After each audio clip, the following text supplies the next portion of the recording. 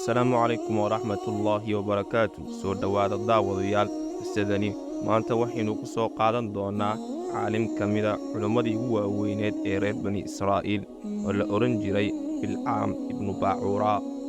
kuma ayuu ahaa Bilcaam ibnu Baacuura? waa wuxuu garanayay ismullaahi al-acdam. waa wuxuu ku habaaray nebi muuse iyo qoomkiisa.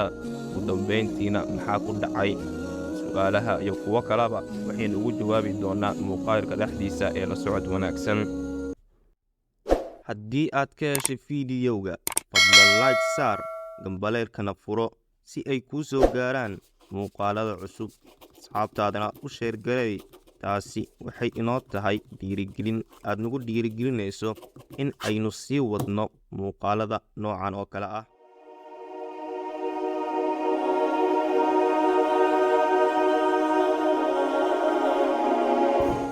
Bilcaam ibnu Baacuura wuxuu ka mid ahaa culimmadii reer bani Israa'iil ee ugu waaweyneed, wuxuuna ahaa mid ducadiisa la ajiibo.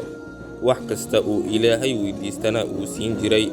nebi muuse calayhi salaam wuxuu u diray Bilcaam ibnu Baacuura boqor haystay magaalada Madyan si uu diinta Ilaahay u gaarsiiyo. reer Madyan iyo boqorkoodii way diideen diintii Ilaahay oo wax way ka maqli waayeen Bilcaam ibnu Baacuura. markay diideen diintii Ilaahay waxaa ku soo duulay nebi muuse iyo qoomkiisii si ay u soo hanuuniyaan. qoomkii gaalada ahaa waxay u yimaadeen Bilcaam ibnu Baacuura oo waxay ku yidhaahdeen, muuse iyo qoomkiisa ayaa nagu soo duuli rabo, waxayna rabaan inayna laayaan ee naga habaar. Bilcaam ibnu Baacuura wuxuu ahaa mid garanaya ismullaahi al-acdamka, wuxuuna ku yidhi, sideen u habaaraa nebi Ilaahay iyo qoomkiisa? wayna ku celceliyeen hadalkii, balse wuu ka diiday. maalin bay waxay u yimaadeen gaaladii ooridii Bilcaam ibnu Baacuura, waxayna u keeneen hadiyad. kadibna waxay ka codsadeen in ay ninkeeda ku booriso si uu u habaari lahaa nebi muuse iyo qoomkiisa. haweenaydii arrintii ayay u sheegtay oo waxay ku tiri, waxaad habaartaa nebi muuse calayhi salaam iyo qoomkiisa. balse wuu ka diiday.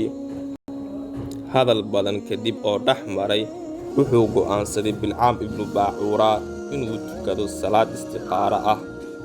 kadibna habeenkii markuu seexday, Ilaahay ayaa wuxuu ku yidhi riyada dhexdeeda, ka joog arrintaa. wuxuuna Bilcaam ibnu Baacuura u sheegay xaaskiisii. waxay ku tiri, rabbigaa mar kale ku noqo.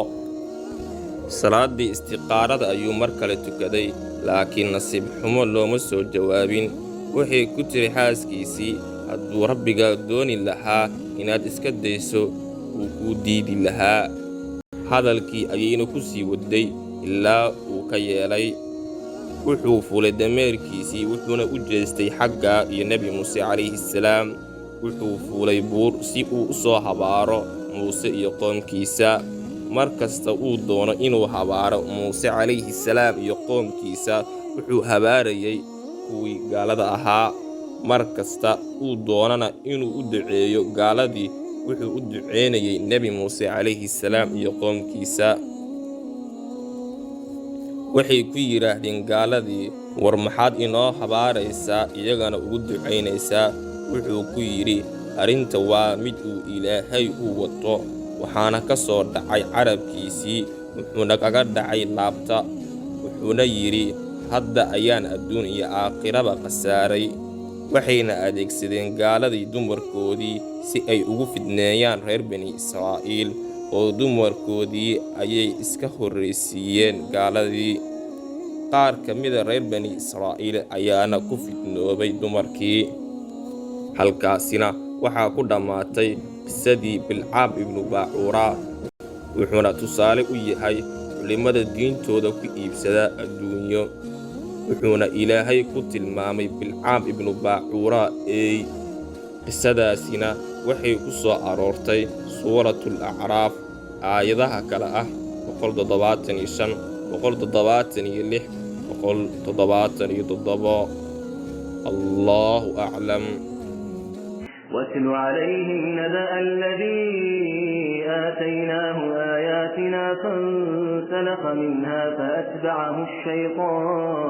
فأتبعه الشيطان فكان من الغاوين ولو شئنا لرفعناه بها ولكنه أخلد إلى الأرض واتبع هواه فمثله كمثل الكلب إن تحمل عليه يلهث أو تتركه يلهث ذلك مثل القوم الذين كذبوا بآياتنا فاقصص القصص لعلهم يتفكرون ساء مثلا القوم الذين كذبوا بآياتنا وأنفسهم كانوا يظلمون من يهد الله فهو المهتدي ومن يضلل فأولئك هم الخاسرون